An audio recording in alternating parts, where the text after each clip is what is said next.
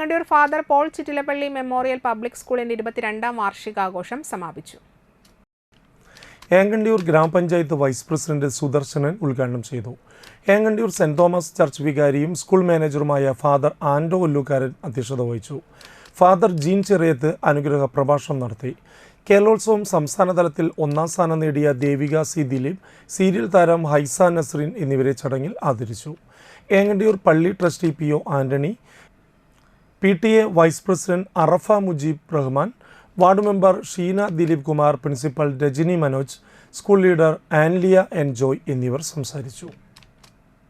ഇതുപോലൊരു അവസരത്തിൽ 2 വർഷം മുമ്പ് പ്രസിഡന്റിൻ്റെ അഭാവത്തിൽ തന്നെയാണ് ഈ സ്കൂളിലേക്ക് വന്നത്.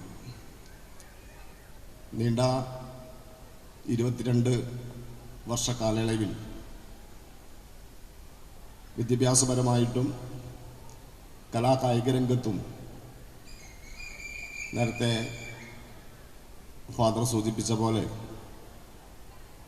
ഏറെ ഉന്നതിയിലെത്തിയിട്ടുള്ള ഈ സ്കൂളിൻ്റെ ആനിവേഴ്സറി ദിനം ഇന്ന് വളരെ ഗംഭീരമായി ആഘോഷിക്കുകയാണ്. ഞാൻ പ്രതീക്ഷിച്ചതല്ല ഇത്രയും നല്ലൊരു സ്റ്റേജും പ്രൗഢഗംഭീരമായ വേദിയും സദസ്സും. ഞാൻ ഈ സ്കൂളിൻ്റെ ഓഡിറ്റോറിയത്തിലോ മറ്റോ നടക്കും എന്നാണ് പ്രതീക്ഷിച്ചത്.